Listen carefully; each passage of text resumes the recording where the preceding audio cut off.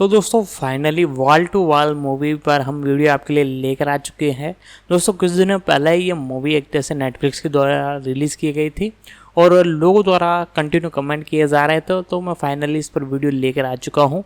आज की इस वीडियो में पूरी अपडेट इस मूवी की बताएगी, explanation, pre production, releasing, casting, यानी टोटली सारी कुछ इन्फॉर्मेशन मैं इस मूवी के बारे में आपको बताने वाला हूँ। तो आप वीडियो को जरूर से लाइक कर दे, चैनल को सब्सक्राइब कर दे, बेल आइकन दबा के साल पर सेट कर दे। आगे मैं इसकी और इन्फॉर्मेशन आपको देता हूँ। वॉल टू वॉल कोरियाई 84 2025 में रिलीज होने वाली एक दक्षिण कोरियाई रहस्य थ्रिलर फिल्म है जिसे किम ताई-जून ने लिखा और निर्देशित किया है। 2 मिजी फिल्म के तहत निर्मित, इसमें कांग हान्यूल, येओम हायरान और सेओ ह्यूनवू ने अभिनय किया है। 3 यह फिल्म नेटफ्लिक्स पर 18 जुलाई 2025 को रिलीज हुई थी। 4 कथानक अप्रैल 2021 में नोह वूसुंग सियोल में 1.1 बिलियन में 84 वर्ग मीटर 900 वर्ग फुट का एक अपार्टमेंट खरीदता है। वह अपनी मंगेतर के साथ वहां एक खुशहाल जीवन शुरू करता है, लेकिन अगस्त 2024 तक अपार्टमेंट की कीमत गिरकर 800 मिलियन हो जाती है। आर्थिक तंगी के कारण उसकी सगाई टूट जाती है और 700 मिलियन से ज्यादा के कर्ज के बोझ तले दबे वूसुंग को गुजारा करने के लिए दिन में नौकरी और रात में डिलीवरी का काम करना पड़ता है। एक रात डिलीवरी से लौटने के बाद वूसुंग को एक रहस्यमयी अलार्म सुनाई देता है और वह सुबह 4:30 बजे उठ जाता है। वह यूनिट 1301 की एक पड़ोसी जुक्यूंग को उसके दरवाजे पर शोर की शिकायत के बारे में एक नोट छोड़ते हुए देखता है। उसके मना करने के बावजूद वह अजीब व्यवहार करती है, उसके अपार्टमेंट में घुस जाती है और उसे रहस्यमय तरीके से चेतावनी देती है।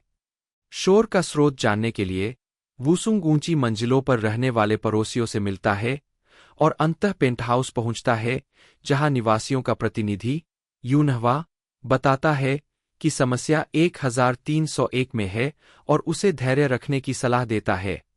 बाद में वूसुंग को एक दोस्त से क्रिप्टो के एक अवसर के बारे में पता चलता है और आर्थिक राहत पाने के लिए वह जल्दी से अपना अपार्टमेंट बेचकर जीबी कॉइन खरीद लेता है। जैसा कि अनुमान लगाया गया था, कॉइन की कीमत आसमान छू जाती है और वह कुछ समय के लिए बहुत खुश हो जाता है, लेकिन तभी पड़ोसी उस पर शोर मचाने का आरोप लगाते हैं। उसे तब झटका लगता है जब उसके अपार्टमेंट में एक छिपा हुआ सबवूफर मिल जाता है और जुक्यूंग के पति के साथ हाथापाई के बाद उसे शोर मचाने और मारपीट के शक में गिरफ्तार कर लिया जाता है। हिरासत में रहते हुए वूसुंग अपना सिक्का बेचने की कोशिश करता है, लेकिन नाकाम रहता है और सब कुछ गवा देता है। आत्महत्या के इरादे से उसे अचानक शोर सुनाई देता है और यूनिट 1301 से टिमटिमाती रोशनी दिखाई देती है। हथौड़ा पकड़कर वह नीचे की ओर जाता है, लेकिन एक और पड़ोसी जिन्हो उसे रोक लेता है। जिन्हो को एहसास होता है कि वूसुंग निर्दोष हो सकता है और वह यूनहवा की जांच करने का फैसला करता है। उसे और भी भ्रष्टाचार का शक होता है। जब यूनहवा उन्हें अपने घर बुलाती है तो वे एक योजना बनाते हैं, लेकिन यूनहवा के पति द्वारा उन्हें ताकछांक करते हुए पकड़ लेने के बाद यह योजना विफल हो जाती है। बाद में वूसुंग को पता चलता है कि उसके अपार्टमेंट का सबवूफर जिन्हों के घर से आने वाले वाईफाई के जरिए नियंत्रित हो रहा था। सोना जाने का नाटक करते हुए वह चाबियां बदलता है और जिन्हों के घर में घुस जाता है, जहां उसे एक विशाल स्पीकर सिस्टम, निगरानी व्यवस्था और सभी निवासियों की फाइलें मिलती है। पता चलता है कि जिन्हों एक अंडरकवर पत्रकार है जो निर्माण धोखाधड़ी का पर्दाफाश करने के लिए शोर कांड रच रहा है और वूसुंग को बलि का बकरा बनाया गया है। जिन्हों और वूसुंग, यूनहवा और उसके पति का सामना करने के लिए पेंटहाउस में घुस जाते हैं। मुठभेड़ के दौरान गठबंधन बदल जाता है।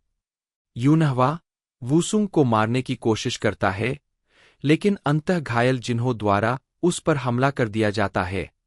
जब जिन्हों दोषी ठहराने वाला खाता भी मांगता है, तो वूसुंग उसकी बात अनसुनी कर देता है, गैस लाइन जला देता है और अपार्टमेंट का अनुबंध और सारे सबूत जला देता है।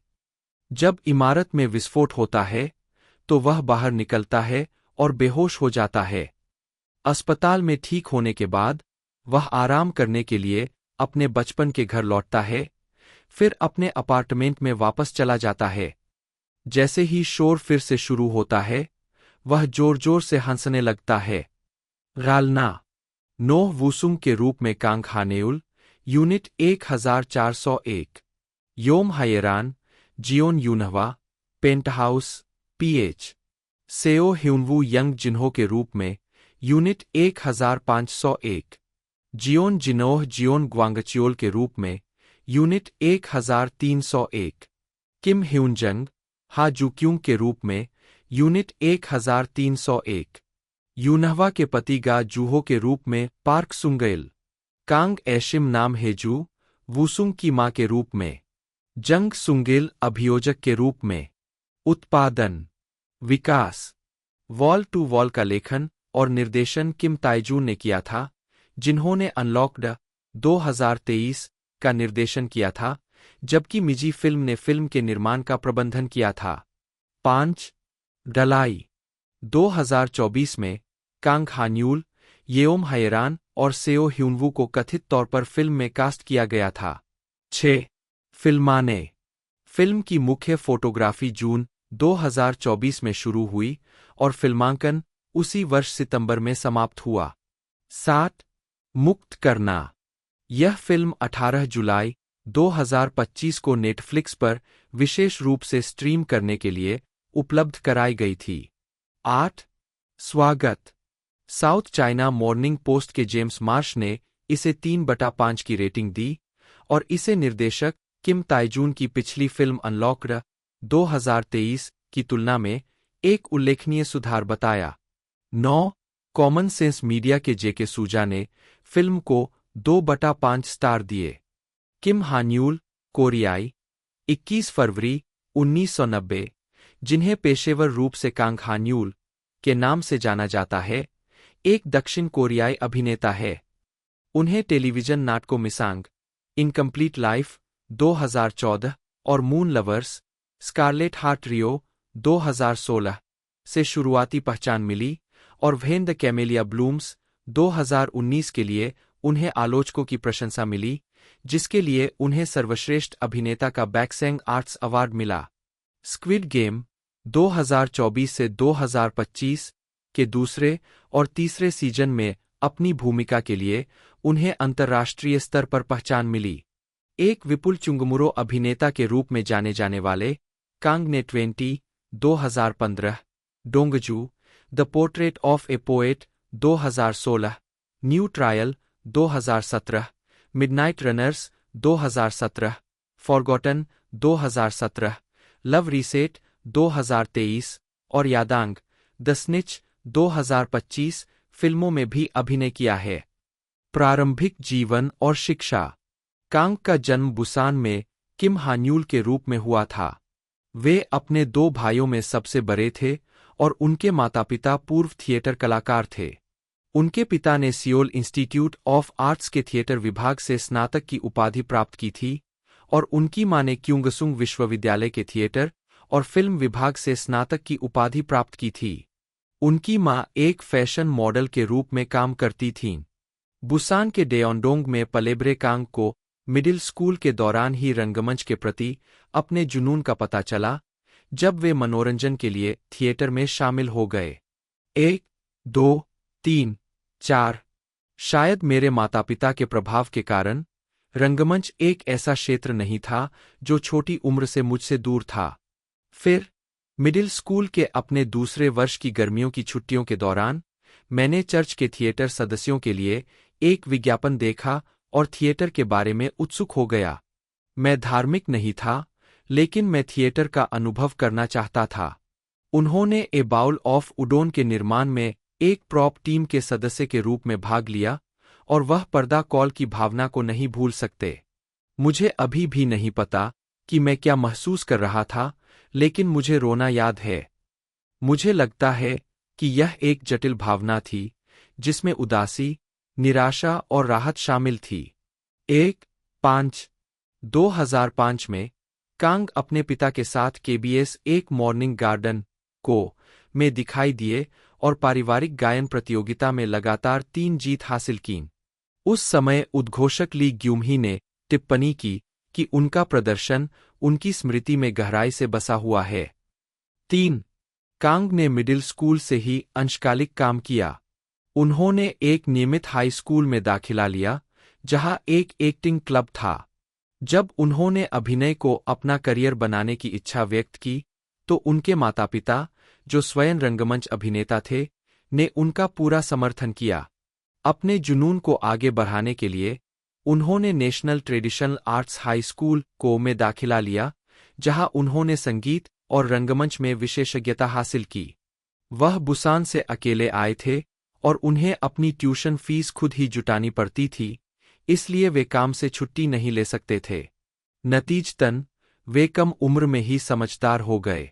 3-5-6-7 आजीविका। यह भी देखें कांग हानेउल फिल्मोग्राफी 2006 से 2010 शुरुआत। कांग ने अपने करियर की शुरुआत संगीत थिएटर में एक अभिनेता के रूप में अपने असली नाम किम हान्यूल से की थी। उन्होंने 2006 में 16 साल की उम्र में एक हाई स्कूल के अपने पहले वर्ष में संगीत नाटक द सेलेस्टियल वॉच से अपनी शुरुआत की। अपने पहले संगीत नाटक में मुख्य भूमिका मिलने पर उन्हें मंच का डर सताने लगा। छोटी सी घोषणा भी उन्हें कांपने लगती थी। उनके शिक्षक ने यह देखा और कहा, मंच पर छिपने की कोई जगह नहीं है। या तो आप जीतते हैं और नियंत्रण हासिल करते हैं, या आप हारते हैं और हार मान लेते हैं। इस सलाह ने कांग को चलने, हाथ उठाने और बोलने जैसे बुनियादी कौशल फिर से सीखने के लिए प्रेरित किया। उन्होंने अपने भीतर जमा हुए डर और असुरक्षाओं को बाहर निकालने की प्रक्रिया शुरू की। 2007 में 17 साल की उम्र में कांग को KBS Sunday drama my mom, super mom को में मुख्य भूमिका मिली। उनके पहले दृश्य में बेसबॉल खेलना शामिल था, एक ऐसा खेल जो उन्होंने पहले कभी नहीं खेला था। तैयारी के लिए उन्होंने 1 सप्ताह बेसबॉल रेंज में अभ्यास किया। फिल्मांकन के दिन उन्होंने अपने बेसबॉल कौशल से सभी को प्रभावित किया, निर्देशक से प्रशंसा अर्जित की। उन्होंने चोई हून का किरदार निभाया, जो एक लोकप्रिय हाई स्कूल का छात्र था, जो अपनी शैक्षणिक क्षमता और अच्छे लुक्स के लिए जाना जाता था, और इस भूमिका के लिए 800 अन्य उम्मीदवारों को पछाड़ दिया। हालांकि जैसे जैसे वह चुनौती को हल करने में सक्षम हुआ, उसे लेकर उसके मन में कई चिंताएं भी थीं। यह मेरे लिए एक संक्रमणकालीन दौर था। मैं अभिनय के लिए तैयार नहीं थी और मुझे नाटक के जरिए लोगों की नज़रों में आना पसंद नहीं था। मैं थिएटर करके और भी बहुत कुछ सीखना चाहती थी। इसलिए जब मैं माई मॉम, सुपर मॉम के लिए ऑडिशन दे रही थी, तब भी मैं थिएटर करना चाहती थी। अंत में ऑडिशन के बाद मैंने निर्देशक को फ़ोन किया और विनम्रता से उनसे पूछा कि क्या वे मुझे बाहर निकलने की अनुमति दे सकते हैं, क्योंकि मैं यह काम नहीं करना चाहती थी। 8 नए कलाकार के अहंकारी रवैये के बावजूद निर्देशक कांग को भूमिका निभाने के लिए मनाने में कामयाब रहे। अंततः कांग को एहसास हुआ कि समस्या शैली की नहीं, बल्कि खुद की है। उन्होंने उन लोगों के प्रति जिम्मेदारी का एहसास किया जिन्होंने उनका साथ दिया था, और भूमिका स्वीकार करने का फैसला किया। उन्होंने अपनी सीमाओं से आगे बढ़कर अपने कौशल को निखारने की ठान ली। हालांकि नाटक पूरा करने के बाद उन्होंने खुद को फिर से रंगमंच की दुनिया की ओर खींचा। 8 नाटक खत्म करने के बाद वह कार्पे दीम के साथ संगीत नाटकों में लौट आए। उन्होंने ली इल की भूमिका के लिए सफलतापूर्वक ऑडिशन दिया और उन्हें यह भूमिका मिल गई। 6 उसी वर्ष कांग केबीएस के दैनिक ग्रामीण नाटक होमटाउन ओवर द हिल को के कलाकारों का हिस्सा बन गए, जिसमें उन्होंने मुखिया परिवार के सबसे छोटे बेटे कांग जोंगही की भूमिका निभाई। 2010 में कांग को चुंगांग विश्वविद्यालय के थिएटर विभाग के 50वें बैच में भर्ती कराया गया। परिणामस्वरूप नाटक में उनके चरित्र को सियोल में आगे की पढ़ाई करने के रूप में कहानी से बाहर कर दिया गया। 2009 में कांग, जिन्हें म्यूजिकल थ्रिल मी के लिए एक अंडरस्टडी के रूप में कास्ट किया गया था, को 10 और 17 अप्रैल को रिचर्ड वह की भूमिका निभाने का अवसर मिला। उन्होंने रॉक म्यूजिकल स्प्रिंग अवेकनिंग का ऑडिशन भी पास कर लिया। 12, 13, 30 जून 2009 से 10 जनवरी 2010 तक कांग ने रॉक म्यूजिकल स्प्रिंग अवेकनिंग में जो जंगसुक और कांग म्यूयोल मोरिच के रूप में डबल कास्ट के साथ साथ जुवोन मेल्चियोर के रूप में अर्नस्ट की भूमिका निभाई। दूसरों के बीमार पड़ने या प्रदर्शन न कर पाने के बावजूद कांग बिना चूके हर शो में शामिल हुए। कलाकारों को बीच में बदल दिया गया, लेकिन वह समर्पित रहे। कुल 266 प्रदर्शन पूरे किए। यह उनके लिए एक चुनौतीपूर्ण लेकिन संतुष्टिदायक अनुभव था। 3, 7 ह्वांग जंगमिन ने संगीत में थ्रिल मी में उनके प्रदर्शन को देखा। संगीत में स्प्रिंग अवेकनिंग के तुरंत बाद उन्होंने सैम कंपनी के तहत पहले अभिनेता के रूप में कांग हान्यूल की भर्ती की, जो ह्वांग जंगमिन और उनकी पत्नी द्वारा 2010 में स्थापित एक मनोरंजन एजेंसी थी। 3, 14 अगले वर्ष कांग को फिर से थ्रिल मी में कास्ट किया गया।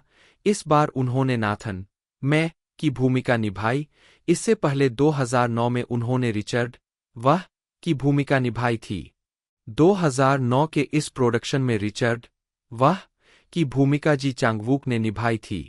कांग को उनके स्थिर भावनात्मक अभिनय, सांस लेने और स्वरशैली से मंच पर छा जाने के लिए सराहा गया। 3, 15, 16 2010 में ही कांग ने ली जूनिक की फिल्म बैटलफील्ड हीरोज के लिए ऑडिशन पास किया। यह फिल्म ली जूनिक की सफल film once upon a time in a battlefield का सीक्वल है। यह सिलातांग मित्र देशों की सेना द्वारा गोगुरियो के प्योंगयांग किले पर किए गए हमले की कहानी है। उन्होंने गोगुरियो के येओन गेसोमुन के सबसे छोटे बेटे नामसन की भूमिका निभाई है, जो बातचीत और युद्ध पर अपने दो भाइयों के अलग अलग विचारों के बीच फंसा हुआ है। 17 मैं आज भी निर्देशक ली जूनिक का आभारी हूं कि उन्होंने मेरा पहला सेट इतना खूबसूरत बनाया। फिल्मांकन के एक दिन बाद हम साथ में शराब पी रहे थे, तभी उन्होंने अचानक मुझसे और ली क्वांगसू से दोस्ती करने के लिए कहा। मैंने कहा, निर्देशक, हम आपसे दोस्ती कैसे कर सकते हैं? उन्होंने जवाब दिया, क्यों? विदेशी तो सबके दोस्त होते हैं, यहां तक कि अपने दादा दादी और बच्चों से भी, तो हम दोस्त क्यों नहीं बन सकते? इसी जुड़ाव की वजह से बैटलफील्ड हीरोज खत्म होने के बाद भी मैं निर्देशक के ऑफिस में उनके साथ घूमने और शराब पीने जाता था। यह बहुत अच्छा था। 18 नवंबर 2010 में अभिनेत्री किम हान्यूल के साथ भ्रम से बचने के लिए कांग हान्यूल ने अपना उपनाम बदलकर मंच नाम कांग हान्यूल रख लिया। 19 उन्होंने एक ऑडिशन के जरिए अभिनेत्री किम हान्यूल की फिल्म यू आर माई पेट में सहायक भूमिका हासिल की। उन्होंने संगीत अभिनेता यांग यंगसू की भूमिका निभाई, जो मुख्य पुरुष पात्र इन्हो जंग क्यूनसुक द्वारा अभिनीत का दोस्त है, जो प्रेम के मामलों में इन्हो का मार्गदर्शन करने के लिए जिम्मेदार है। 20-21 2011 से 2014 नया मंच नाम और टेलीविजन में सफलता। वर्ष 2011 में उन्होंने कांग हान्यूल के नाम से एक नई शुरुआत की। उनकी पहली फिल्म बैटलफील्ड हीरोज उसी वर्ष जनवरी में रिलीज हुई थी।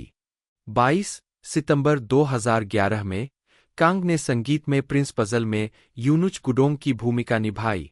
23 यह काम एक गर्म विषय बन गया, क्योंकि यह एक प्रदर्शन हॉल के बजाय ग्योंगहुइगुंग के हॉल सुंगजोंगजेओन में किया जा रहा था। इसे नाटककार हान एरीम ने लिखा था और थिएटर मंडली जुगडोरोक दलिंडा के सेओ जेह्योंग ने निर्देशित किया था, जिसका कोरियाई में अर्थ है मृत्यु तक दौड़ना। 24 कांग ने कहा, मैंने यह काम इसलिए चुना क्योंकि मैं मरते दम तक कड़ी मेहनत करना चाहता था। जब प्रिंस पजल में आने का 2021 में कांग, 2020 में कांग आहन जेहोंग और ओंग सेओंगवू के साथ ट्रैवलर के सीजन 2 में शामिल हुए। 30 नवंबर से 12 दिसंबर 2019 तक तीनों ने अर्जेंटीना में 2 सप्ताह की यात्रा शुरू की और देश के आश्चर्यजनक परिदृश्य और जीवंत संस्कृति में खुद को डुबो दिया। उन्होंने इगाजू फॉल्स, पेरिटो मोरेनो ग्लेशियर और पेटागोनिया जैसे प्रतिष्ठित स्थानों का दौरा किया। 2021 में कांग ने वेटिंग फॉर रेन के साथ सिल्वर स्क्रीन पर वापसी की, जिसमें यंग हो की भूमिका निभाई, जो एक ऐसा व्यक्ति है जो अपने प्रेमी के साथ पत्रों का आदान प्रदान करते हुए अपना जीवन लक्ष्यहीन रूप से जीता है। 75 उसी वर्ष उन्हें मिस्ट्री थ्रिलर फिल्म स्ट्रीमिंग में अभिनय करने की पुष्टि हुई।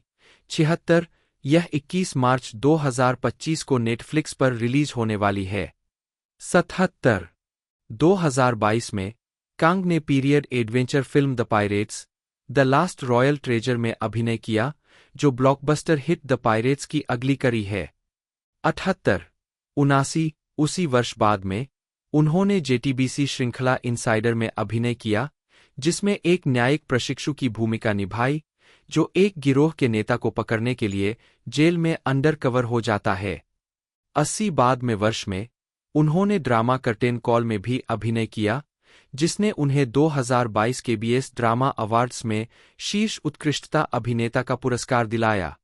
81 24 जून 2023 को यह बताया गया कि कांग स्क्विड गेम के सीजन 2 में डेहो के रूप में शामिल होंगे। 82 कांग को फिल्म यादांग द स्निच में ली कांगसू के रूप में भी मुख्य भूमिका में लेने की पुष्टि की गई है, जो यादांग के रूप में जाना जाने वाला एक दलाल है जो ड्रग व्यापार को नियंत्रित करता है और गुप्त रूप से डीलरों की जानकारी कानून प्रवर्तन को बेचता है। 83 84 यह फिल्म 23 अप्रैल 2025 को सिनेमाघरों में रिलीज होने वाली है। 84 3 अक्टूबर 2023 को नाम डेजंग द्वारा निर्देशित romantic comedy film love reset दक्षिण कोरिया के सिनेमाघरों में रिलीज हुई। फिल्म में हानेउल और जंग सोमिन है और यह एक ऐसे जोड़े की कहानी है जो अपने निर्धारित तलाक से ठीक 30 दिन पहले एक दुर्घटना के बाद भूलने की बीमारी का अनुभव करते हैं। 22 अप्रैल 2024 को कंग को वूसियोंग के रूप में अभिनय करने की घोषणा की गई, जो एक सफल होमबॉयर है, जो कंग ताइजुन द्वारा निर्देशित Netflix thriller film wall to wall में फर्श के बीच अज्ञात शोर से ग्रस्त है। 86 इसे 2025 में प्रीमियर करने की घोषणा की गई थी। 87 17 अक्टूबर 2024 को यह बताया गया कि कंग एक बड़ी खाद्य कंपनी के उत्तराधिकारी हान बेओम्बू के रूप में एक रोमांस ड्रामा टेस्टफुली योर्स का नेतृत्व करेंगे, जिसकी स्वाद में कोई दिलचस्पी नहीं है। 88 इसका प्रीमियर मई 2025 में ईएनए पर हुआ और यह दक्षिण कोरिया में जिनी टीवी और चुनिंदा क्षेत्रों में नेटफ्लिक्स पर स्ट्रीमिंग के लिए भी उपलब्ध है। अन्य उद्यम बेचान 2012 में नाटक टू द ब्यूटीफुल यू में कांग की भूमिका ने उनके लिए एक विज्ञापन मॉडल के रूप में अवसर खोले। उन्होंने सितंबर में मर्सिलॉन के एक विज्ञापन में हान गायंग के साथ अभिनय किया। 89 और अक्टूबर में अमोस प्रोफेशनल के लिए चा सुयोन के साथ। 90 91 नाटक मोनस्टार की सफलता ने उन्हें और भी विज्ञापन प्रस्ताव दिए। 31 जिनमें डेनिश ड्रिंकिंग योगर्ट के लिए हा येओनसू के साथ लव टेस्ट का एक विज्ञापन भी शामिल था। 92 93 2014 में द हियर्स की सफलता की वजह से कांग की लोकप्रियता बढ़ी, जिससे उन्हें कई एंडोर्समेंट के मौके मिले। उन्होंने पार्क शिन्हे के साथ योगियो डिलीवरी ऐप, 94 हायरी के साथ नोंगशिम रेमन, 95 सेओलह्यून के साथ बकरू जीन्स, 96 और डेंग जी मेओरी शैम्पू के विज्ञापनों में काम किया। 97 2015 में मिसांग की सफलता के बाद कांग और कांग सोरा एक स्पोर्ट्स ब्रांड के लिए एक्सक्लूसिव मॉडल के रूप में फिर से साथ आए। 98 उन्होंने नोंगशिम रेमन के लिए एक और विज्ञापन में भी अभिनय किया। 99 और केटी स्काई लाइफ के विज्ञापन के लिए सेओ जंगहून के साथ भागीदारी की। 100 वह जीएसजीएम चेस कल्ट कपड़ों के ब्रांड के लिए एक मॉडल भी बने। 101 2016 में डोंगजू और 20 फिल्मों की सफलता के बाद उपभोक्ता उत्पादों और सेवाओं के लिए कांग के समर्थन में काफी वृद्धि हुई। जीएम कोरिया ने शेवरले ट्रैक्स के लिए नए विज्ञापन मॉडल के रूप में कांग को चुना। 102 कांग को कैफे बेने के लिए विशेष मॉडल के रूप में भी चुना गया था। 103 उन्होंने स्मूस्यूल के part time paradise job search portal के लिए कांग, वूबिन और ली जूनहो के साथ भागीदारी की। 104 2016 से 2017 तक उन्होंने एलजी के वोनिन 105 और वाईफाई लंच बॉक्स का समर्थन किया। 106 2017 में उन्होंने kayak flight booking site, 107 parkland पुरुषों के सूट, 108 और सोकार कार शेयरिंग सेवा के लिए समर्थन शामिल करने के लिए अपने पोर्टफोलियो का विस्तार किया। 109 इसके बाद उन्होंने 2017 में अपनी सैन्य भर्ती के दौरान एक ब्रेक लिया। प्रस्ताव आया तो उन्होंने शुरू में सोचा कि यह क्राउन प्रिंस की भूमिका के लिए है। मंच प्रबंधक ने उनकी थकान देखकर उन्हें सलाह दी, अगर आप थके हुए हैं तो घर जाकर दर्शकों द्वारा लिखी गई समीक्षाएं पढ़ें। इससे पता चलता है कि संगीत नाटक को सकारात्मक प्रतिक्रिया मिल रही थी। निर्देशक ली जूनिक एक प्रदर्शन में शामिल हुए और कांग की प्रशंसा करते हुए कहा, आप वाकई उम्मीद के मुताबिक अच्छे हैं। 25-26 2012 में कांग को मूल प्रोडक्शन ब्लैक मैरी पॉपिंस में कास्ट किया गया था, जो पीएल ट्रेवर्स की मैरी पॉपिंस श्रृंखला से प्रेरित एक संगीतमय फिल्म थी। कांग सूरो द्वारा निर्मित इस शो को डेहांगनो के उभरते नाटककार सेओ यूमी ने लिखा, निर्देशित और संगीतबद्ध किया था। संगीत में थ्रिलर 1930 के दशक में एक जर्मन हवेली में आग लगने की घटना की पड़ताल करता है, जो उस घटना के दौरान मौजूद 4 भाई बहनों पर केंद्रित है। कांग इस प्रोडक्शन में थ्रिल मी के एक पूर्व सहकलाकार के साथ फिर से जुड़े। कांग जीन सुंगवू के साथ डबल कास्ट में थे। उन्होंने हरमन की भूमिका निभाई, जो दूसरे बेटे और मामले में महत्वपूर्ण सुराग देने वाले एक चित्रकार थे। जंग सांग्यू और जंग हेउन डुक। नवंबर 2012 में कांग ने स्टीफन सोंडहाइम के असैसिन्स के तीसरे कोरियाई प्रोडक्शन में ह्वांग जंगमिन के साथ काम किया। सोंडहाइम के शो में भाग लेना कांग के लिए एक सपने के सच होने जैसा था, क्योंकि उन्हें संगीत चुनौतीपूर्ण लेकिन संतोषजनक लगा। जटिल धुनों और असामान्य समय चिह्नों के कारण उन्हें गीतों में महारत हासिल करने के लिए उन्हें बार-बार सुनना पड़ता था। कठिनाई के बावजूद कांग को मंच पर बैलेडियर से ओसवाल्ड में बदलने पर गर्व था, एक ऐसी भूमिका जिसने उन्हें एक ऐसी उपलब्धि का एहसास दिलाया जो अन्य शो में नहीं मिला। यह प्रोडक्शन मध्य सियोल में डूसन आर्ट सेंटर के योनकांग हॉल में शुरू हुआ और 3 फरवरी 2013 तक चला। 28 बाद में कांग छोटे पर्दे पर वापस लौटे और टेलीविजन नाटक टू द ब्यूटीफुल यू 2012 में अभिनय किया, जहां वे मिन हियोंजे एक उच्च जंपर के रूप में दिखाई दिए और पुरुष प्रधान के साथ प्रतिद्वंद्विता विकसित की। 29 2013 में कांग को केबल चैनल एमनेट के संगीत नाटक मोनस्टार में मुख्य किरदार जियोंग सियोनवू के रूप में चुना गया, जिसका निर्देशन कांग वोनसियोक ने किया था। इस भूमिका में उन्हें सेलो, बास और कॉन्ट्राबास जैसे वाद्य यंत्र बजाने थे, जो उन्होंने पहले कभी नहीं बजाए थे। उन्होंने इन वाद्य यंत्रों के अभ्यास के लिए खुद को समर्पित कर दिया, आराम का त्याग करते हुए केवल 1 घंटा या 30 मिनट की नींद ली। चुनौतियों के बावजूद वह निर्देशक के उन पर विश्वास और अपने प्रयासों की प्रशंसा के लिए आभारी थे। 4-30 मोनस्टार के समापन के बाद कांग ने एमबीसी नाटक 2 वीक्स में जो सियोही कांग हायेओक द्वारा अभिनीत के ऑटिस्टिक बेटे कांग सेओंगजून के रूप में एक विशेष उपस्थिति दर्ज की। 31 इसके बाद कांग ने एक अभिनय नाटक श्रृंखला एमबीसी ड्रामा फेस्टिवल अनरेस्ट की दूसरी किस्त में नाजायज बेटे के रूप में निचले दर्जे के यांगबान ली जुनक्यूंग की भूमिका निभाई, जो 3 अक्टूबर को प्रसारित हुई। एक महिला की अचानक मृत्यु के आसपास की अन्यायपूर्ण परिस्थितियों को उजागर करने की उनकी खोज में उन्होंने जोसियन राजवंश में जाति व्यवस्था के कारण हुई पीड़ा को चित्रित किया।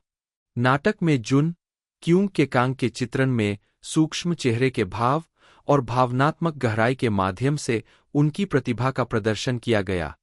जुलाई 2013 में कांग को लेखक कांग यूनसूक के नाटक द वारिस 2013 में भूमिका मिली। उन्होंने ली मिन्हो, पार्क शिन्हे, क्रिस्टल, कांग वूबिन, कांग जीवोन और पार्क ह्युंगसिक के साथ सहायक भूमिका निभाई। कांग ने करिश्माई त्सुंडेरे ली हियोशिन का किरदार निभाया, जो इंपीरियल हाई स्कूल के छात्र परिषद के अध्यक्ष और ब्रॉडकास्टिंग क्लब के अभियोजक जनरल का बेटा था। कांग ने ली हियोशिन और रेचेल के चुंबन को फिल्माते समय अपना पहला ऑन-स्क्रीन चुंबन दृश्य दिया था।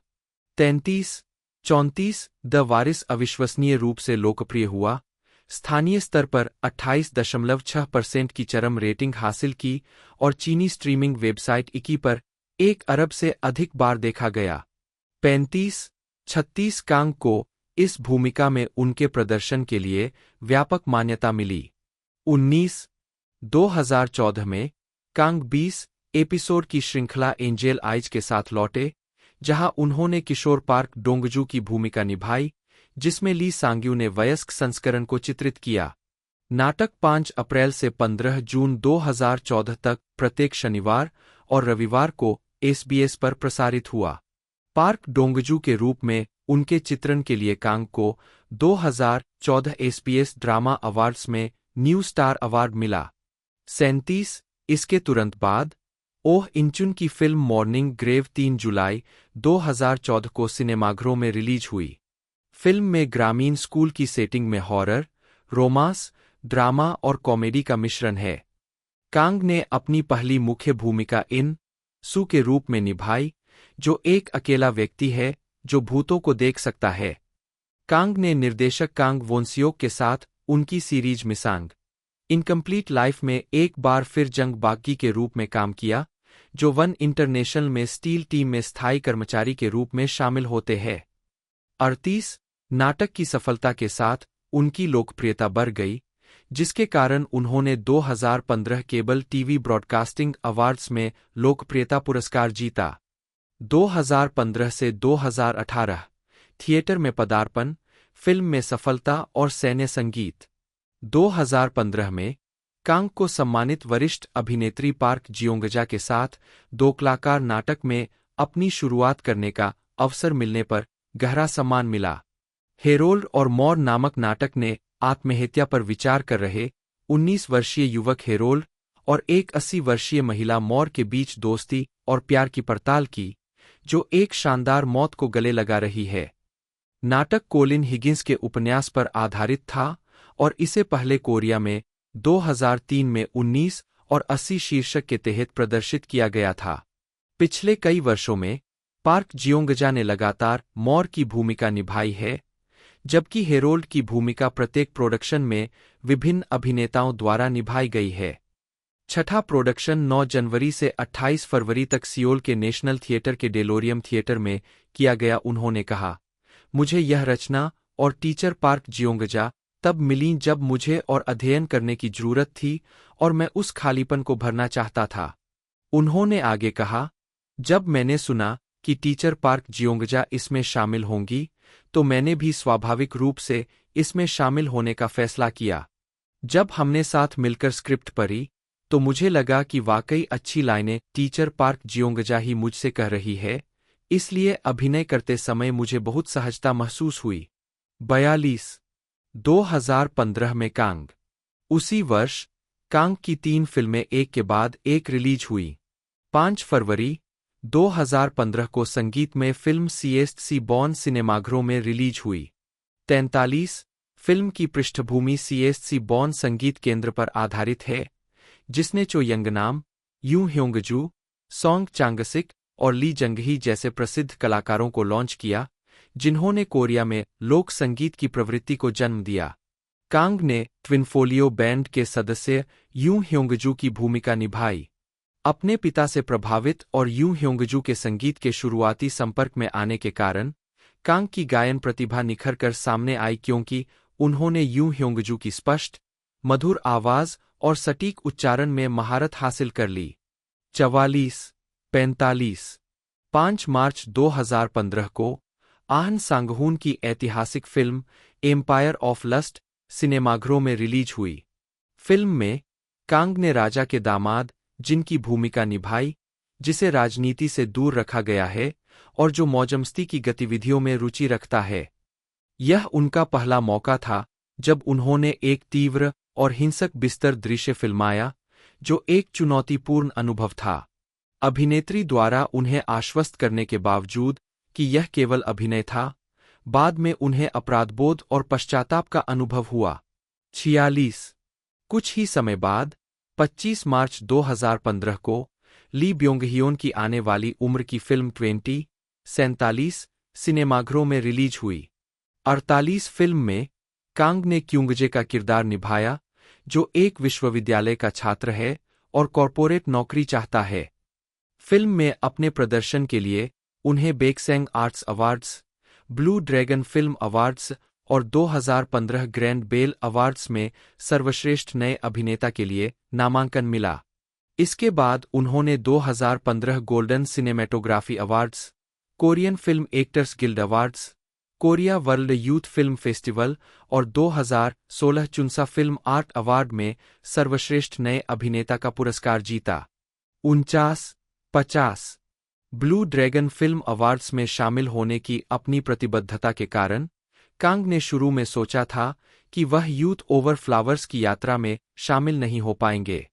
हालांकि टीम ने उन्हें आश्चर्यचकित कर दिया और पुरस्कार समारोह के तुरंत बाद 26 नवंबर 2015 को अन्य कलाकारों के साथ शामिल होने के लिए ले जाया गया।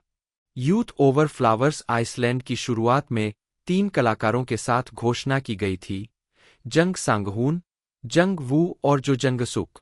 यह चौकरी 4 दिसंबर 2015 को लौटने से पहले ऑरोरा देखने के मिशन के साथ 25 नवंबर 2015 को आइसलैंड गई थी। 51 अगस्त 2016 में कांग 2016 में कांग ने black and white biographical period film Dongju the portrait of a poet में अभिनय किया, जहां उन्होंने कवि यूं डोंगजू की मुख्य भूमिका निभाई। 53 यूं डोंगजू के रूप में उनकी भूमिका ने उन्हें 25वें बिल्ड फिल्म पुरस्कार और 4थे वाइल्डफ्लावर फिल्म पुरस्कार में सर्वश्रेष्ठ अभिनेता के लिए नामांकन दिलाया। वह romantic comedy film like for like में भी दिखाई दिए, जिसमें उन्होंने एक युवा गीतकार की भूमिका निभाई जो सुनने की विकलांगता से ग्रस्त है। 55 उसी वर्ष उन्होंने ऐतिहासिक drama moon lovers, scarlet heart Ryeo में सहअभिनय किया, जिसमें उन्होंने 8वें राजकुमार वांग वुक की भूमिका निभाई। 56 जिसने उन्हें 2016 SBS ड्रामा पुरस्कार में उत्कृष्टता पुरस्कार दिलाया। 57 2017 में कांग ने फिल्म न्यू ट्रायल में अभिनय किया, जिसमें उन्होंने एक ऐसे युवक की भूमिका निभाई जिसने एक अपराध के लिए अपमानजनक जांच के बाद 1 दशक जेल में बिताया, जो उसने किया ही नहीं था। 58 इसके बाद उन्होंने action comedy film midnight runners में पार्क सियोजून के साथ अभिनय किया, जिसमें उन्होंने कोरियाई राष्ट्रीय पुलिस विश्वविद्यालय के एक बेवकूफ छात्र की भूमिका निभाई। 59 यह फिल्म सफल रही, जो 2017 में चौथी सबसे ज्यादा कमाई करने वाली दक्षिण कोरियाई फिल्म बन गई। 61 उसी वर्ष वह कांग म्यूयोल के साथ रहस्य थ्रिलर फिल्म फॉरगॉटन में भी दिखाई दिए। 62 सितंबर 2018 में अपनी अनिवार्य सैन्य भर्ती के दौरान कांग ने साथी अभिनेता जी चांगवूक और इन्फिनिटी के के-पॉप आइडल कांग सुंगक्यू के साथ सैन्य संगीत शिन्हेयुंग मिलिट्री एकेडमी में अभिनय किया। संगीत को कोरिया सेना गणराज्य की सबसे बड़ी प्रस्तुतियों में से एक माना जाता है, जिसमें कुल 1,10,000 दर्शक है। 63 पाल्डो के रूप में कांग के प्रदर्शन ने उन्हें 7वें येग्रीन म्यूजिकल अवार्ड्स में सर्वश्रेष्ठ अभिनेता के लिए नामांकित किया है। 64 2019 वर्तमान when the camellia blooms, squid game और निरंतर सफलता। 2019 में कांग ने KBS 2 TV series when the camellia blooms में गोंग ह्योजिन के साथ मनोरंजन उद्योग में वापसी की। 65 66 नाटक ने प्रभावशाली रेटिंग हासिल की और 2019 में सबसे अधिक रेटिंग वाली मिनी सीरीज थी। 67 इसने कई प्रशंसा और आलोचनात्मक प्रशंसा भी हासिल की, जिसमें सर्वश्रेष्ठ अभिनेता टेलीविजन के लिए बेक्सेंग आर्ट्स अवार्ड भी शामिल है। 68 नवंबर 2019 में कांग का एसीएम कंपनी के साथ अनुबंध 2010 से उनकी एजेंसी समाप्त हो गई और वह नवस्थापित मनोरंजन एजेंसी टीएच कंपनी में अपने पूर्व प्रबंधक के साथ जुड़ गए। 69 जनवरी 2020 में वह कांग डोंगयोन की फैंटेसी फेरी टेल में थिएटर में लौट आ 2019 के drama when the camellia blooms में अपनी सफल भूमिका के बाद कांग व्यावसायिक मॉडल के लिए एक लोकप्रिय विकल्प के रूप में वापस आ गए। 2019 में उन्होंने वारिज क्राउडफंडिंग प्लेटफॉर्म के लिए जियोन येओबिन के साथ सहयोग किया और बाल कलाकार कांग जून के साथ सीजे चेलजेडांग के इंस्टेंट राइस विज्ञापन में अभिनय किया। 111 कांग को 2020 में आउटडोर ब्रांड ब्लैक याक के लिए एक ब्रांड एम्बेसडर नियुक्त किया गया था। 112 उन्होंने डुओलैक प्रोबायोटिक सप्लीमेंट्स 113 और हुंडई रेंटल केयर के साथ 2020 से 2023 तक 3 साल के अनुबंध भी हासिल किए। 114 2021 में कांग कोरल किचन अप्लायंसेज 115 का चेहरा बन गए और हान सोही के साथ साझेदारी करते हुए एनएच नोंगुप बैंक के साथ वित्तीय सेवाओं का समर्थन किया। 117 2022 में उन्होंने फूड फ्रेंचाइजी नूडल ट्री के लिए मॉडलिंग की। 118 परोपकार जनवरी 2014 में कांग ने आइस बकेट चैलेंज में भाग लिया, जो एएलएस एसोसिएशन द्वारा धन उगाहने वाला अभियान था जिसका उद्देश्य एएलएस रोगियों के लिए उपचार विकसित करना था। 119 2016 में कांग ने पार्क क्यूंगलिम के साथ मिलकर सेव द चिल्ड्रन की हेटनिटिंग पहल के लिए एक लाइव स्ट्रीमिंग अभियान में भाग लिया, जिसे विकासशील देशों में नवजात शिशुओं को गर्मी प्रदान करने के लिए डिजाइन किया गया था, जो कठोर मौसम की स्थिति का सामना कर रहे हैं। 120 व्यक्तिगत जीवन सैन्य सेवा कांग हान्यूल ने 11 सितंबर 2017 को नॉनसन आर्मी ट्रेनिंग सेंटर में अपनी अनिवार्य सैन्य सेवा शुरू की। 110 24 अक्टूबर को समापन समारोह हुआ, जिसमें कांग को बुनियादी प्रशिक्षण के दौरान उनके उत्कृष्ट प्रदर्शन के लिए सम्मानित किया गया। 121 22 फरवरी 2019 को कांग को सैन्य जनशक्ति प्रशासन एमएमए का मानद राजदूत नियुक्त किया गया। यह समारोह सियोल के येओंगडेउंगपो स्थित वायुसेना हॉल में हुआ। मानद राजदूत के रूप में कांग ने दिसंबर 2019 तक एमएमए द्वारा आयोजित कार्यक्रमों में भाग लिया। 122 कांग को 23 मई 2019 को सेवामुक्त कर दिया गया। येओम हायरान कोरियाई जन्म 30 अक्टूबर 1976 एक दक्षिण कोरियाई फिल्म, टेलीविजन और थिएटर अभिनेत्री है। 4 उन्हें when the camellia blooms 2019, the uncanny counter 2020 से 2023, द ग्लोरी 2022 से 2023, मास्क गर्ल 2024 और व्हेन लाइफ गिव्स यू टैंगरीन 2025 जैसे नाटकों में उनकी भूमिकाओं के लिए जाना जाता है। उन्हें सर्वश्रेष्ठ सहायक अभिनेत्री टेलीविजन के लिए 3 बैक्सेंग आर्ट्स पुरस्कार मिल चुके हैं। प्रारंभिक जीवन येओम का जन्म 30 अक्टूबर 1976 को दक्षिण कोरिया के येओसू में हुआ था। वह एक किसान परिवार से है और उनकी मां भी बाजार में चावल बेचती थीं। 5 येओम की मूल कैरियर आकांक्षा एक कोरियाई भाषा शिक्षक बनने की थी। 6 इसलिए उन्होंने सियोल महिला विश्वविद्यालय के कोरियाई साहित्य विभाग में भाग लिया। 7 जहां उन्होंने कॉलेज थिएटर क्लब के सदस्य के रूप में अभिनय के प्रति अपने प्यार की खोज की। 6-7 आजीविका पदार्पण और प्रारंभिक करियर संयोग से येओम ने येओनवू थिएटर कंपनी येओनवू मुडे के सदस्यों की भर्ती के विज्ञापन देखे। नोट 1 1999 में उन्होंने ऑडिशन दिया और उन्हें सदस्य के रूप में स्वीकार कर लिया गया। अगले वर्ष येओम ने टीचर चोई नाटक से अभिनेत्री के रूप में शुरुआत की। 8-9 येओम ने अपना स्क्रीन डेब्यू बोंग जूनहो की फिल्म मेमोरीज ऑफ मर्डर से किया, जो 2003 में रिलीज हुई थी। येओनवू के नाटक दिस ली में सोहियोन की मां की भूमिका के दौरान येओम ने उनकी प्रतिभा देखी और उन्हें अपनी फिल्म में ऑडिशन के लिए आमंत्रित किया। 10/11/2003 में योम ने थिएटर कंपनी इवासेम द्वारा निर्मित और जंग वूजे द्वारा लिखित और निर्देशित एक नाटक में भाग लिया।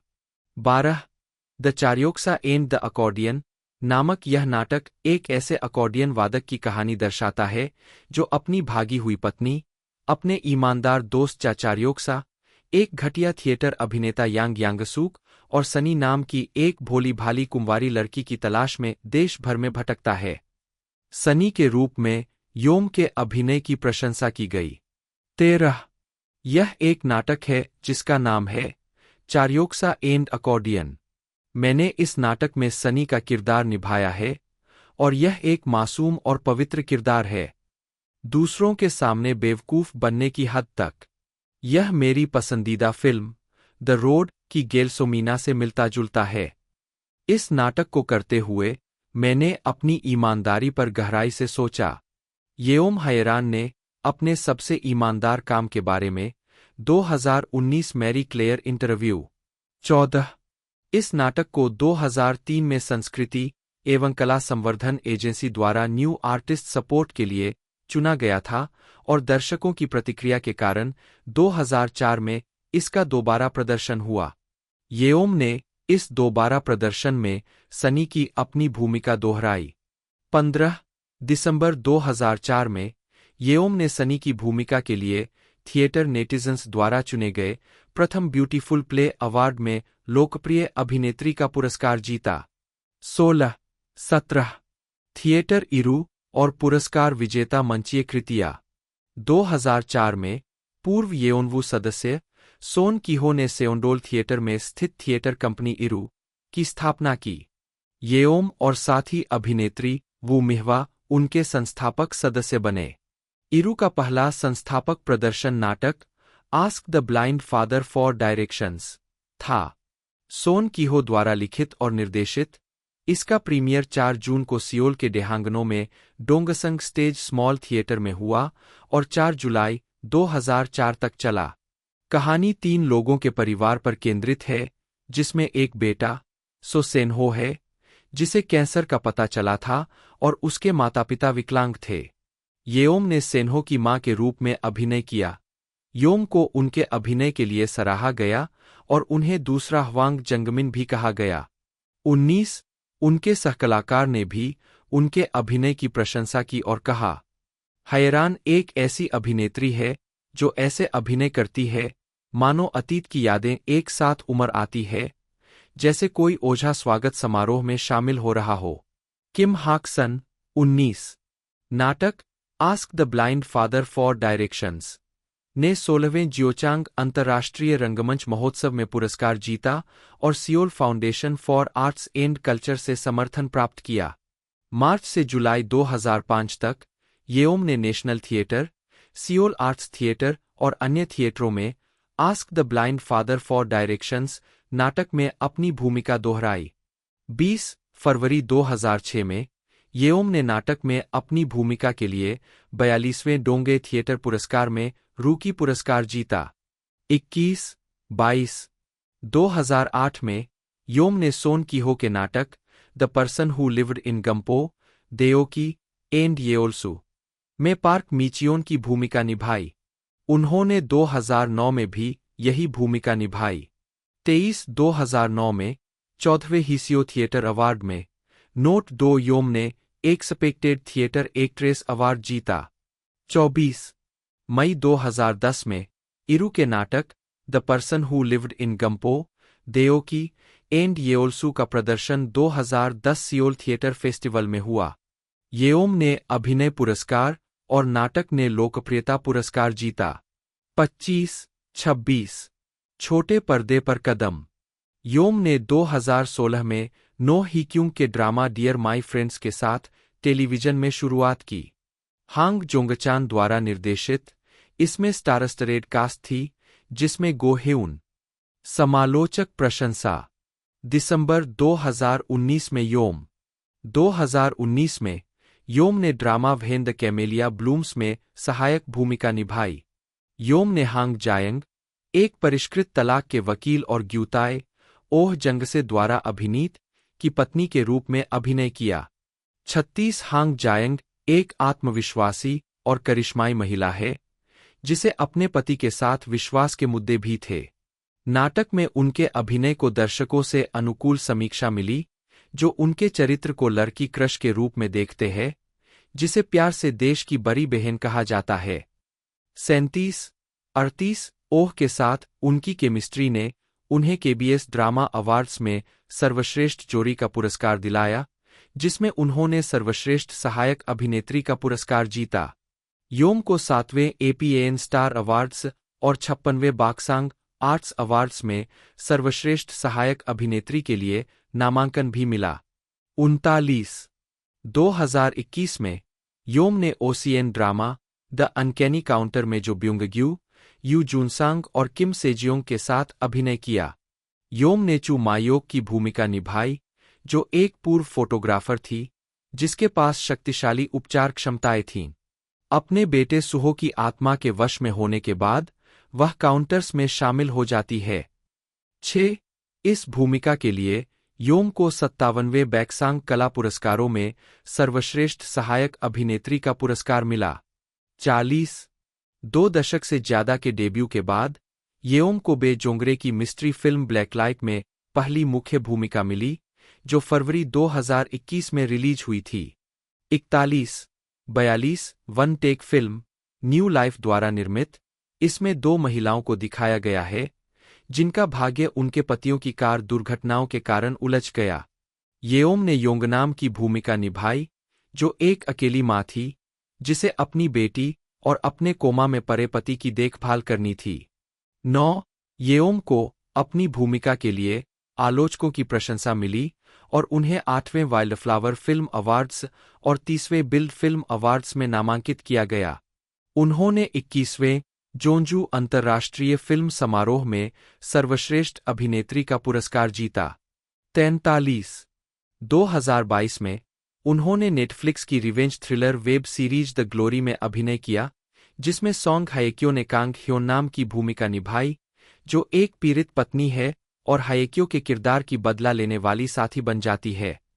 इस भूमिका के लिए उन्हें 58वें बैक्सांग आर्ट्स अवार्ड्स में सर्वश्रेष्ठ सहायक अभिनेत्री के पुरस्कार के लिए नामांकित किया गया था।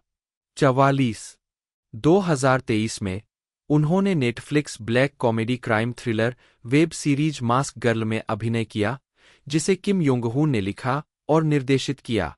45 यह माइमी और हीसे के इसी नाम के नेवर वेबटून पर आधारित है, जिसे 2015 और 2018 के बीच प्रकाशित किया गया था। 46 नाटक में उन्होंने किम क्यूंगजा की भूमिका निभाई, जो एक माँ है जो अपने बेटे के मृत घर लौटने पर तबाह और क्रोधित हो जाती है।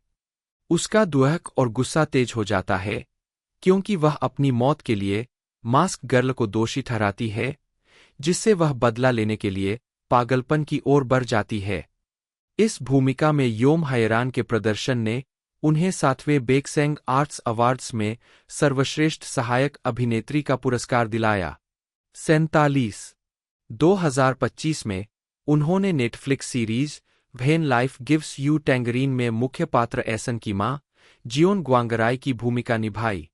किरदार के मातृत्व प्रेम का उनका चित्रण बेहद मार्मिक था और दर्शकों को प्रभावित किया, जिससे उन्हें भावनाओं को जगाने की उनकी क्षमता के लिए आंसू बटन की उपाधि मिली। इस भूमिका में उनके असाधारण अभिनय ने उन्हें 61वें बैक्सैंग आर्ट्स अवार्ड्स, 47 और चौथे ब्लू ड्रैगन सीरीज अवार्ड्स, दोनों में सर्वश्रेष्ठ सहायक अभिनेत्री का पुरस्कार दिलाया। 48 उन्हें 2025 ग्लोबल ओटीटी अवार्ड्स के लिए भी नामांकित किया गया है। 49 व्यक्तिगत जीवन। 2005 में येओम ने अपने गैर सेलिब्रिटी पति से शादी कर ली। 2 उनकी एक बेटी है। उन्होंने 2012 में एक बच्चे को जन्म दिया और कुछ समय के लिए अभिनय से ब्रेक ले लिया। सोचते थे कि क्या हेमलेट को ऐसा लगता था या ओथेलो का गुस्सा ऐसा था। मैं हर रात चुपके से उन्हें देखता था। मुझे यकीन नहीं है कि यह अभिव्यक्ति उपयुक्त है या नहीं, लेकिन यह वयस्कों द्वारा कल्पना का खेल जैसा था। यह अच्छा था, और मैं जानने को उत्सुक था कि उन्हें इतना जुनून किस बात ने दिलाया। बस इसी समय से मैंने एक असली अभिनेता बनने का मन बना लिया। पांड अपने हाई स्कूल के साहित्य शिक्षक से फोन पर बात करते हुए सेओ ने बताया कि उसने एक ब्रेक लिया है। 7 साल बड़ा होने के बावजूद शिक्षक ने उसकी चिंताओं को ध्यान से सुना।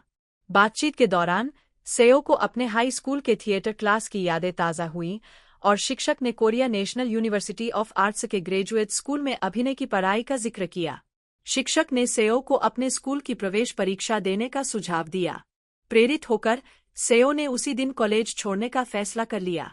पांड हालांकि सेओ के अभिनय को आगे बढ़ाने के फैसले से उनके परिवार में खलबली मच गई। 2003 में निडर होकर उन्होंने एक अभिनय अकादमी में दाखिला लिया, लेकिन 1 महीने के बाद इसकी अप्रभाविता के कारण छोड़ दिया। 8,50,000 वॉन की मासिक ट्यूशन का भुगतान करने के बावजूद 50 से अधिक छात्रों के साथ सप्ताह में 3 बार कक्षा में भाग लेना असुविधाजनक साबित हुआ, क्योंकि उन्हें अपनी बारी का इंतजार करना पड़ा। सेओ ने कुछ समय के लिए निजी पाठों पर विचार किया, लेकिन अंततः स्वतंत्र रूप से अध्ययन करने का फैसला किया। वह नियमित रूप से कूकमिन विश्वविद्यालय में अपने निवास के करीब एक वीडियो स्टोर पर जाते थे, प्रतिदिन 3 फिल्में किराए पर लेते थे। समर्पण के साथ वह अपने प्रशंसित अभिनेताओं की अभिनय शैलियों की नकल करते थे। जब भी उन्हें चुनौतियों का सामना करना पड़ता, तो वे मार्गदर्शन के लिए पेशेवर पुस्तकों की ओर मुड़ जाते। उन्हें कोरिया राष्ट्रीय कला विश्वविद्यालय के रंगमंच विभाग में प्रवेश मिल गया। अपने साथियों से कुछ साल बड़े होने के बावजूद उन्हें उम्र के अंतर की परवाह नहीं थी। उनके अटूट दृढ़ संकल्प और लगन ने उन्हें दूसरों से अलग खड़ा किया। उल्लेखनीय बात यह है कि उन्हें पहले सेमेस्टर को छोड़कर हर सेमेस्टर के लिए पूरी छात्रवृत्ति मिली। पांड आजीविका 2010 से 2014 प्रारंभिक करियर। अपनी पढ़ाई पूरी करने के बाद सेओ ने 27 साल की उम्र में संगीत नाटक 8, 9, 10 से अपने अभिनय की शुरुआत की। इसके बाद उन्होंने विलियम शेक्सपियर के नाटक द टेमिंग ऑफ द श्रू के संगीत में रूपांतरण किस मी केट के कोरियाई निर्माण में भाग लिया। 9 जुलाई 2010 से 14 अगस्त 2010 तक सेओ ने नेशनल थिएटर हेओरियम थिएटर में राल्फ का किरदार निभाया। 6 उसी वर्ष सेओ ने ओलेग अस्केरोविच येरनेव रू के नाटक evening with a pretty and lonely girl में मुख्य पुरुष बालरोजा की भूमिका निभाई। पार्क सांगहा के निर्देशन और the glass mask theatre company द्वारा निर्मित यह नाटक नेवेन ऑफ डेहाक्रो फेस्टिवल में प्रदर्शित हुआ।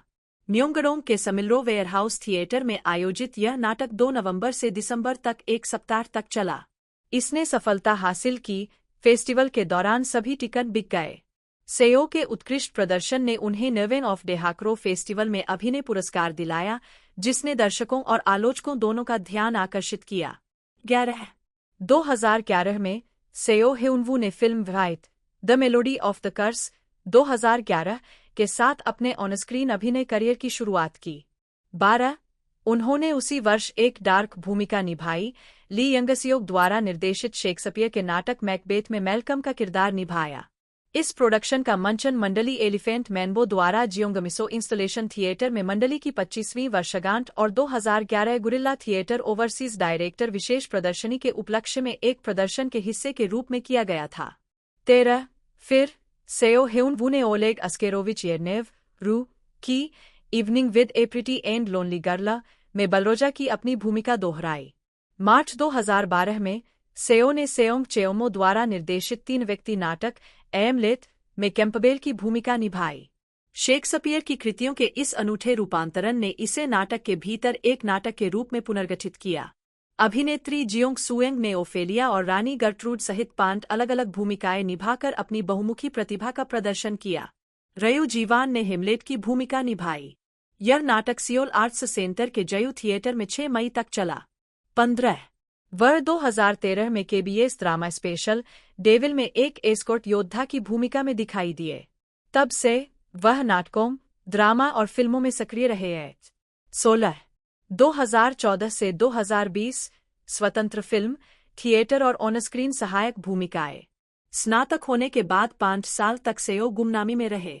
अपनी पहचान बनाने के लिए दृढ़ संकल्पित, उन्होंने रोजाना फिल्म कंपनियों का दौरा किया, अपनी प्रोफाइल जमा की और बिना चूके ऑडिशन में हिस्सा लिया।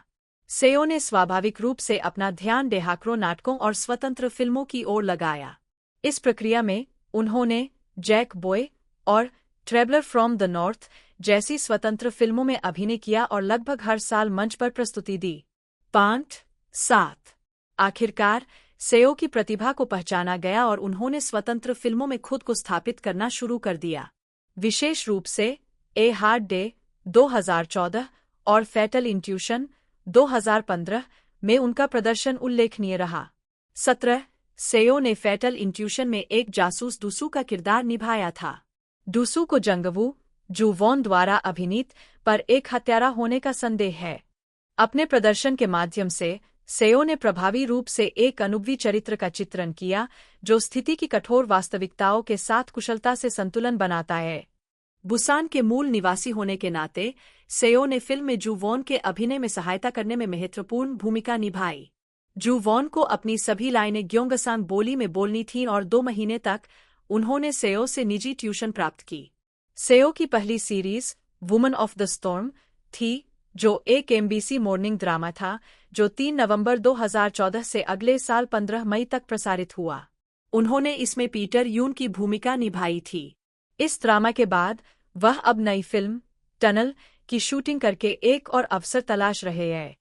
18 2015 में उन्होंने फिल्म ब्योंगगू एलर्जी में अभिनय किया, जिसने 2016 फुकुओका इंडिपेंडेंट फिल्म फेस्टिवल में ग्रैंड पुरस्कार जीता।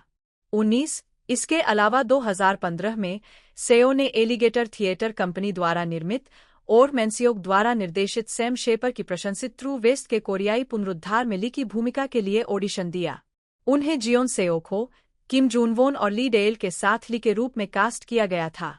उन्होंने बारी बारी से किम सोन हो, ली ह्यूनवुक और मून सुंगेल के साथ अभिनय किया, जिन्होंने ली के छोटे भाई ऑस्टिन की भूमिका निभाई। इंटरपार के अनुसार नाटक ने उसी समय थिएटर टिकट बिक्री के लिए पहला स्थान हासिल किया जब टिकट बिक्री खुली थी। सेओ ह्यूनवू, जन्म 20 नवंबर 1983, एक दक्षिण कोरियाई अभिनेता है जिन्होंने मंच पर अपना करियर शुरू किया और 2010 में एक संगीत नाटक में अपनी शुरुआत की। उसी वर्ष उन्होंने 9वें ऑफ डेहाक्रो महोत्सव में अभिनय पुरस्कार जीता। स्नातक होने के बाद सेओ 5 साल तक गुमनामी में रहे। स्वाभाविक रूप से सेओ ने अपना ध्यान डेहाक्रो नाटकों और स्वतंत्र फिल्मों की ओर लगाया। उन्होंने ह्यूंग स्यूल्वू की फिल्म एलर्जी 2015 में मुख्य भूमिका निभाई, जिसे फुकुओका स्वतंत्र फिल्म महोत्सव में भव्य पुरस्कार मिला। उन्होंने शिन डोंगयंग की लघु फिल्म हेट्रेड में भी अभिनय किया, जिसे 70वें कान फिल्म महोत्सव का आधिकारिक निमंत्रण मिला। उन्हें 2020 के नाटक फ्लावर ऑफ एविल में रिपोर्टर किम मूजिन के किरदार के लिए व्यापक रूप से पहचाना जाता है। 3-4 2022 में सेओ ने पार्क चान-वूक की फिल्म डिसीजन टू लीव में सा चेओल-सियोंग की भूमिका निभाई। उनके प्रदर्शन ने उन्हें 21वें डायरेक्टर कट अवार्ड्स में न्यू एक्टर अवार्ड दिलाया। प्रारंभिक जीवन और शिक्षा। सेओ का जन्म 20 नवंबर 1983 को बुसान में हुआ था। उन्होंने टोंगयोंग में प्राथमिक और माध्यमिक विद्यालय में शिक्षा प्राप्त की। बाद में सेओ दक्षिण चुंगचियोंग प्रांत के गोंगजू चले गए, जहां उन्होंने बोर्डिंग स्कूल हनील हाई स्कूल को में शिक्षा प्राप्त की, जो प्रतिभाशाली छात्रों के लिए एक प्रतिष्ठित हाई स्कूल के रूप में जाना जाता है। पूर्व छात्रों में अभिनेता पार्क जियोंगमिन और चो ह्यूनचुल शामिल है।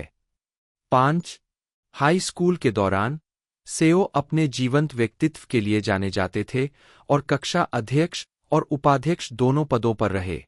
हालांकि उन पर पड़ने वाले भारी शैक्षणिक दबाव के कारण उनकी पढ़ाई में रुचि कम हो गई, जिससे वे खुद को अकेला महसूस करने लगे। अपने पहले वर्ष के अंत में वे स्कूल महोत्सव में गए और पहली बार एक नाटक देखा। उनके साहित्य शिक्षक ने यह नाटक लिखा था। अपने सहपाठियों और बड़े छात्रों को मंच पर प्रदर्शन करते देखना उनके लिए एक यादगार अनुभव था। परिणामस्वरूप अपने दूसरे वर्ष में उन्होंने एक थिएटर क्लास में शामिल होने का फैसला किया, जिससे उन्हें अपने गुस्सैल स्वभाव के बावजूद अपनी भावनाओं को बेहतर ढंग से नियंत्रित करने में मदद मिली। हालांकि उन्होंने अभिनय के प्रति अपने जुनून को अपने माता-पिता से गुप्त रखने का फैसला किया और इसे करियर के रूप में अपनाने का साहस नहीं जुटा पाए। 5-6 उन्होंने कूकमिन विश्वविद्यालय में अंग्रेजी साहित्य विभाग में दाखिला लिया, यह मानते हुए कि अंग्रेजी में उत्कृष्टता हासिल करना महत्वपूर्ण है। हालांकि उन्हें जल्द ही एहसास हुआ कि उनके कई सहपाठियों को अंग्रेजी बोलने वाले देशों में रहने का अधिक अनुभव था और उन्हें लगा कि यह रास्ता उनके लिए सही नहीं है। अपने शुरुआती 20वें दशक में खोए हुए और चुनौतियों का सामना करने के एहसास के साथ आसन्न सैन्य सेवा ने उनकी असहायता की भावना को और बढ़ा दिया। लगभग 20 साल की उम्र में अपना पहला साल पूरा करने के बाद उन्होंने एक अंतराल लिया और डेहाक्रो में बारटेंडर के रूप में काम किया। यह इस दौरान था कि उन्हें थिएटर के दृश्य का सामना करना पड़ा और अभिनेता बनने की उनकी इच्छा बढ़ने लगी। 5-7 हर रात डेहाक्रो से थिएटर वाले उस बार में आते थे जहां मैं काम करता था। वे चाचा जैसे दिखते थे, लेकिन हर रात गंभीर चर्चाओं में शामिल होते थे। वे सोफोकल्स और एशिलस जैसे ग्रीक त्रासदियों की पंक्तियां सुनाते थे और जंग, किम हयेजा, ना मूनही, गो डूशिम, पार्क वोनसूक, यू युहजंग, जू ह्यून, किम यंगोके और शिनगू शामिल थे। 27 योम ने मून जंगाह, ना मूनही द्वारा अभिनीत की सबसे बड़ी बेटी को गोद लिया जो घरेलू हिंसा से जूझती थी। 28 ना मूनही के साथ अपनी बेटी मां के स्थायी प्रदर्शन के लिए योम की प्रशंसा की गई। 29 उन्हें इस नाटक में संयोग से कास्ट किया गया था। लेखिका नो ही क्यूंग ना मूनही का नाटक गुड नाइट मॉम देखने आई थीं, जिसमें येओम ने उनकी बेटी जेसी का किरदार निभाया था। नाटक में उनका अभिनय देखने के बाद लेखिका नोह ने उन्हें अपने आगामी नाटक में ना के माध्यम से भूमिका निभाने का प्रस्ताव दिया। 24 शिक्षक ना मूनही और लेखक बहुत करीब है, इसलिए वे प्रदर्शन देखने आए। डियर माई फ्रेंड्स की योजना बन रही थी और उन्होंने कहा कि इसमें शामिल होना अच्छा रहेगा। साथ में अभ्यास और प्रदर्शन करने से नाटक को बहुत मदद मिली।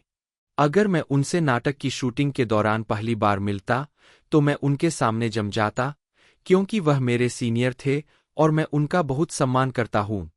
24 उसी वर्ष येओम ने अपने अगले नाटक guardian the lonely and great God में एक खलनायिका के रूप में काम किया। उन्होंने जी येओनसूक की भूमिका निभाई, जो जी यूनतक की मामी थी, जिसने अपनी बहन की मृत्यु बीमा के लिए अपनी भतीजी यूनतक किम गोयून द्वारा अभिनीत को तंग किया था।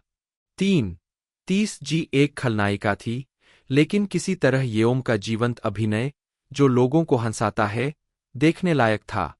31 2017 में योम ने दूसरी बार नो ही क्यूंग और निर्देशक हांग जोंगचान के साथ 4 एपिसोड के drama the most beautiful goodbye के साथ पुनर्मिलन किया। यह नोह द्वारा इसी नाम के नाटक का रीमेक था, जो 1996 में एमबीसी पर प्रसारित हुआ था। योम ने किम ग्यूनदेओक की पत्नी शिन यांगसून का किरदार निभाया और यू जेम्यांग के साथ अभिनय किया, जिन्होंने किम ग्यूनदेओक, इन्हीं के भाई का किरदार निभाया था। 32 2018 में योम ने तीसरी बार नो ही क्यूंग के ड्रामा लाइव में योम सांगसू की मां ली क्वांगसू द्वारा निभाई गई भूमिका के रूप में काम किया। 33 योम ने तीसरी बार निर्देशक हांग जोंग चान के साथ ड्रामा लाइव। उसी वर्ष योम ने ना मूनही के साथ feature film I can speak में भी पुनर्मिलन किया। उन्होंने बाजार की दुकान की मालकिन जिन जूरे की भूमिका निभाई, जिसका मुख्य किरदार ना ओकबुन ना मूनही के साथ घनिष्ठ संबंध है। कास्टिंग डायरेक्टर द्वारा 1 दशक पहले सीक्रेट सनशाइन के ऑडिशन वीडियो देखने के बाद योम को आई कैन स्पीक में कास्ट किया गया था। तो दोस्तों ये OTT प्लेटफॉर्म पर नेटफ्लिक्स पर रिलीज़ की गई थी 18 जुलाई 2025 को, और इसके बाद ये ट्रेंडिंग पर एक तरह से नेटफ्लिक्स पर टॉप 10 में रही। लोगों द्वारा इसे बड़ा पसंद किया गया और आप में से कई सब्सक्राइबर ने इसके लिए कमेंट किया था, तो मैं आपके लिए स्पेशली वीडियो लेकर आया हूँ। बाकी आप कमेंट करते रहिएगा, मैं उस पर कंटिन्यू वीडियो आपके लिए लेकर आऊँगा। और नीचे कमेंट कर दीजिएगा अगली एक तरह से वीडियो कौन सी मूवी या सीरीज़ पर चाहिए, मैं अगली वीडियो आपके लिए ज़रूर से लेकर आऊँगा। बाकी आज की वीडियो अच्छी लगी हो तो लाइक करना ना भूलिएगा। मिलते हैं अगले वीडियो में।